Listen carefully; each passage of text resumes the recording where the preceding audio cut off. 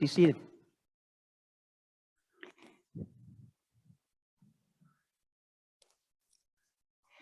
There was a district attorney that was in court, and he was interviewing, he was up there and cross-examining a police officer.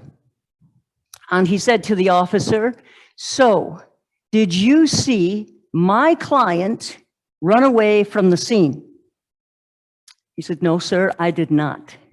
But I did see him running down a back alley, and from the description of him, that's why I arrested him."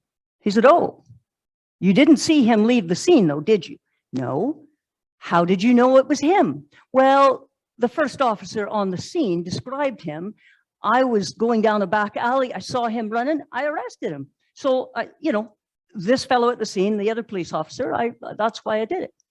"So you trust that police officer? You trust him?" The other one says, "Well, of course I do. I trust him with my life. I trust him for sure." He said, "Well, you do. Okay, so you're telling me that he described the fellow, you brought my client in, arrested him, and you trust this fellow explicitly with your life?" He said, "Yes, I do."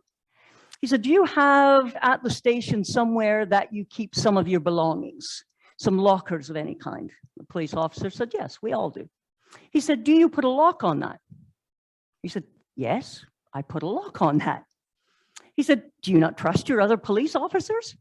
He said, "Well, sir, we are in the courthouse, and on occasion, a district attorney will walk in that area." Guess who he doesn't trust, right? Trust. Trust is very hard to keep, especially when you can't see the light at the end of the tunnel, right? It's a very hard thing to keep. And so in times of stress and times that I'm finding it hard to trust because nothing seems to be changing fast enough for me, on occasion I will go back to that poem by Thomas Merton, and I'll read it and I'll think, yeah, Thomas Merton, who was a monk that lived in Gethsemane in Kentucky. He died when he was 52 years old, but he left a big, grand legacy of books and poems and all sorts of things behind. You see, when he was 8 years old, his mother died. His father was preoccupied with work and he was an artist, so he was gone a lot of the time. And this led that poor Thomas Merton, he was by himself an awful lot of the time. So he kind of went wayward. You know, he was a little bit out there drinking and smoking, and he was spending money crazy and carousing, you know, doing all these things. But one day he had a change, whether he had, you know, like the prodigal son come home, or whether, you know, like Paul, he had the scales fall from his eyes. But he came to God. The first thing he did, he wanted to be a Franciscan priest. They told him, no, not with that behavior, you're not. So he left and came to America. Yay. He came to America. He came to Gethsemane in Kentucky. And that is where he lived in that monastery. He was by himself most of the time, but he wrote some beautiful writings. He was also a person that talked about interfaith and talking between religions and faith and different things. He was for those that were marginalized, for those that were lost, that just couldn't make their way. And he was also one that if you read his books, he talks about how do we go within to find God? How do we find inner peace? A great number of writings this man had. And at one point, he wrote this: "My Lord God, I have no idea where I'm going and I don't see the road ahead of me. I cannot know for certain where it will end, nor do I really know myself." I read that and it resonates with me every time. I have no idea where I'm going. Sometimes I wake up in the morning and think, what? Where am I going today? Or what am I doing? But I remember once I had had that accident, going to an event. Doug and I are sitting there and there's a fellow sitting beside me. And he turns to Doug and he says, "What do you do?" And Doug said, "Well, I'm an elevator operator over at Thompson's. With the grain elevators," he says. He goes, "Oh, that's very interesting," you know. And he had shared that he had this, you know, corporate job and was very important. Then he turned to me and said, "What do you do?" Now, after the accident, I don't know. To be honest, I can't even remember what I did.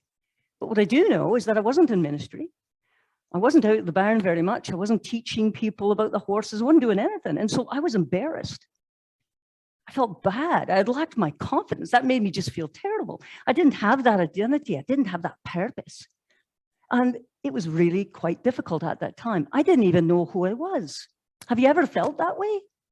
You just keep moving, but you think you're, on a treadmill, or you're going in one direction that you think it's going to happen, and suddenly there's just a block. There's no way to get by.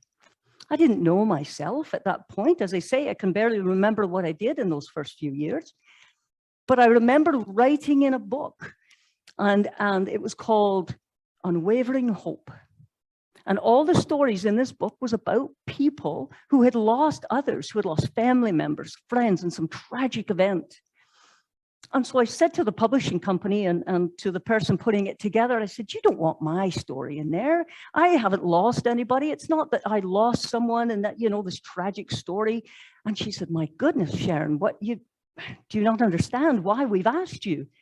And I said, well, no, I don't get it. It's just been an accident. And she said, Sharon, you lost the most important person. You lost yourself.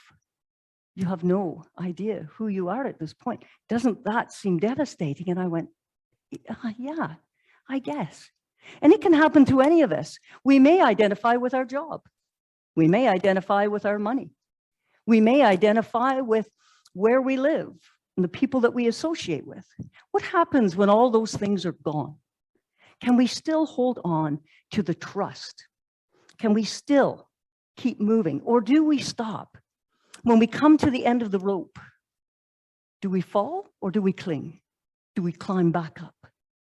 There was a mountain climber,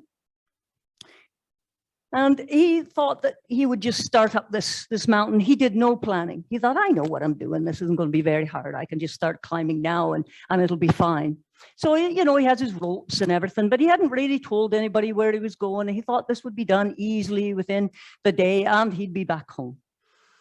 Now, there's lots of water and rocks below him crashing around.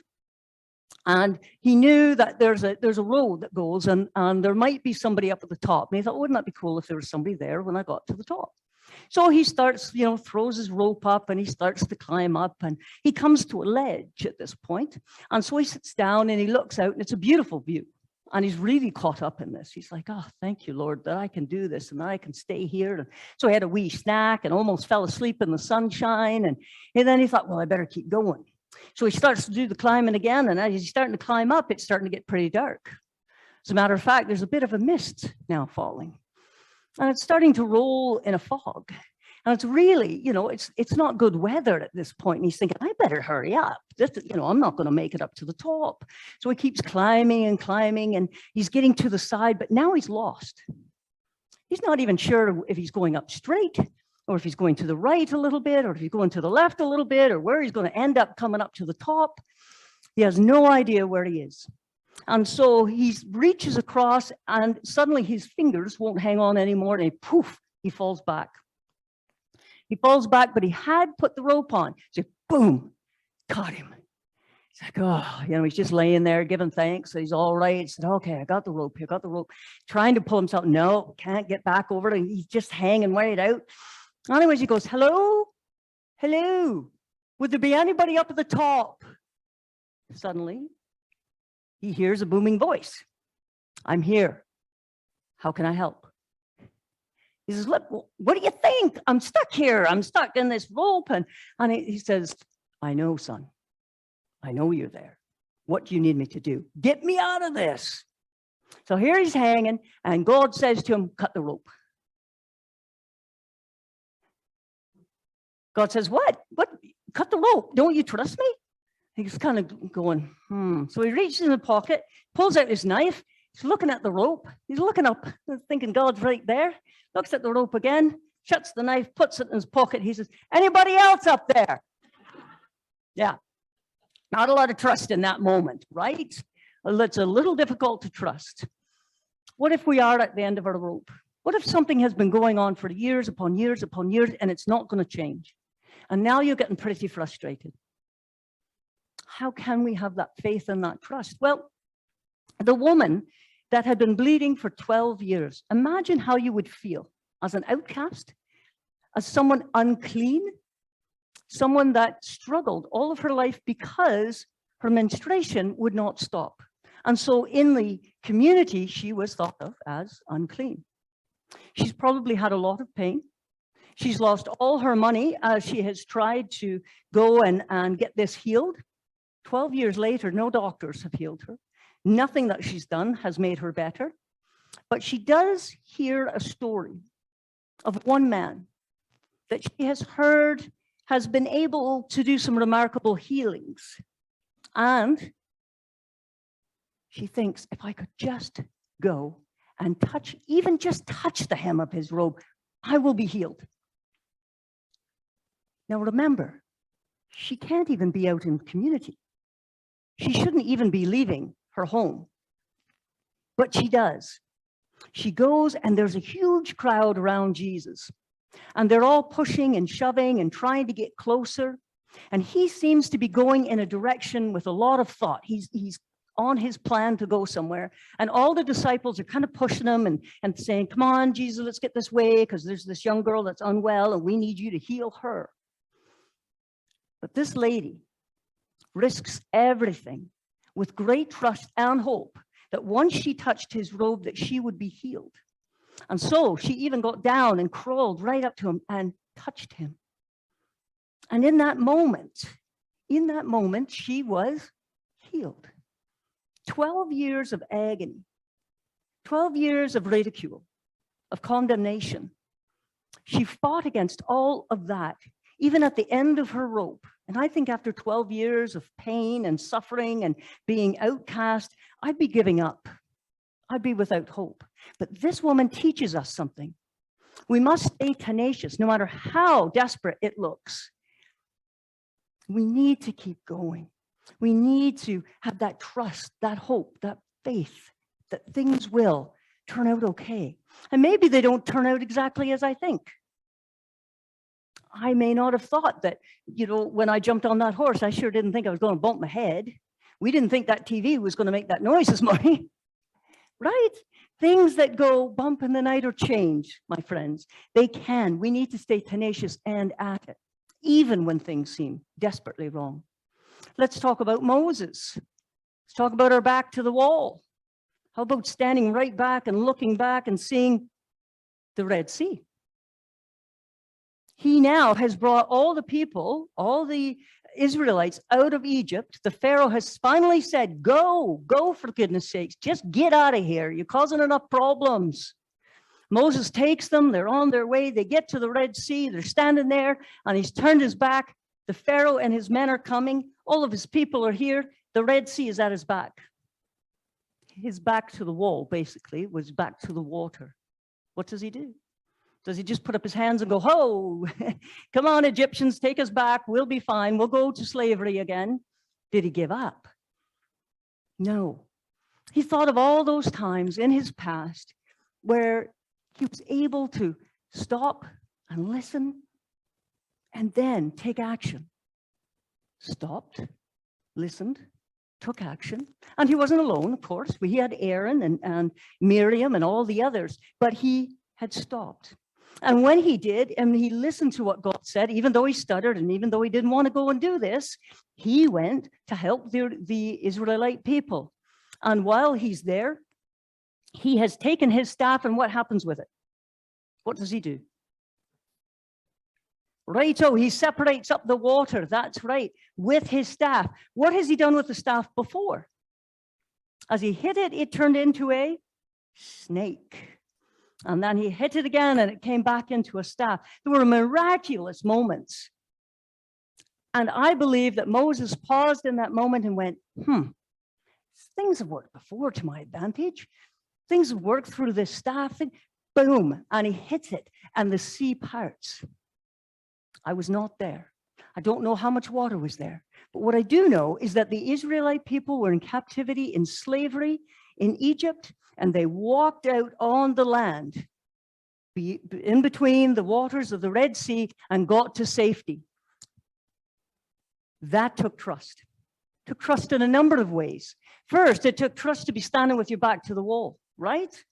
And to say, what do I do? How do I do this? Did he look to others? I'm sure he did. None of us are an island unto themselves, right?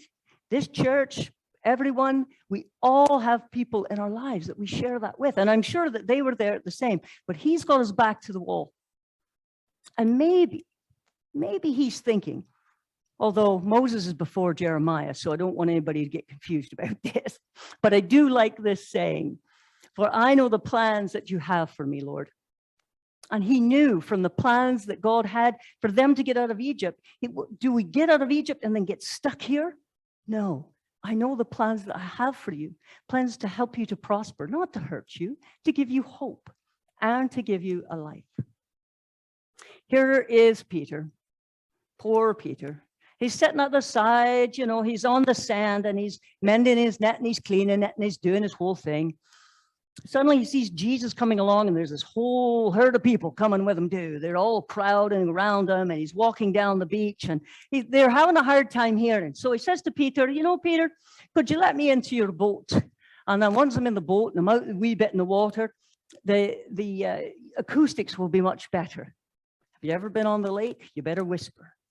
People can hear you on the shore very well. So that's what he was doing. He pulled out from the shore so that it would echo a wee bit loud enough for people to hear. And he's in the boat and he's there. And I'm going to tell you that this is a different story than the one in John. It's similar, but John places this story after the resurrection of the catching of the fish. Luke has us at this point. He already knows Peter. And that's probably why Peter let his fishing boat be a pulpit. And so Jesus is there. Peter and all the fishermen are having a hard time. They can't, you know, they couldn't find any fish at all that night. Jesus has now gotten the boat. Guess what? We have no idea what Jesus said during that message. Nothing. Couldn't find a thing that he had said when he was preaching from that boat. But what he did, what happened next when he said, put your nets out the other side. That's the message. Put your net out. Try something different. Oh, it doesn't make sense. You'll likely fail. Well, maybe. Doesn't make any sense at all. Why would I do that? I've been out all night. I'm a professional fisherman. I know that the fish are closer to the shore, and I know that right now there's no fish there. But Jesus, I'll do it. You're my friend. I know what you've done in the past. You've healed my mother-in-law. They throw it out and they bring in enough fish is breaking the nets. It's filling the boats. And he thinks, oh my goodness, how does this happen? And Jesus says, do not be afraid. I think there are two important pieces here. Do not be afraid.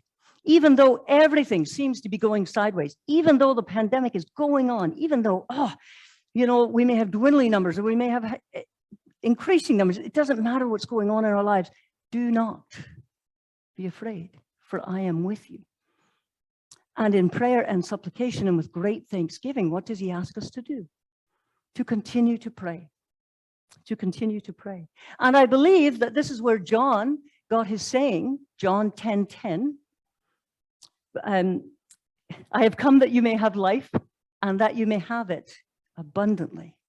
That story, my friends, was about abundance when we're in a time of scarcity. That story, to me, is about the abundance that we can receive in that trusting, in that tenacity, in that ability to know that God is good, that God intends for good for us. And yes, the rain falls on the wicked and the good. We all face challenges, my friends, but we have a certain hope. We have that faith. Faith that we are certain of, even though we can't see always. That faith, that hope, that trust. And so we stop and we pause sometimes in that. We don't give up. We hang on to that rope. We may even have to cut it and do something so drastic that you think it'll never work, but it may. And so we trust in the Lord my God, as Jesus says, and asks us to, with all my heart, my mind, and my soul. Would you cut the rope or not? That lies the question today. Amen.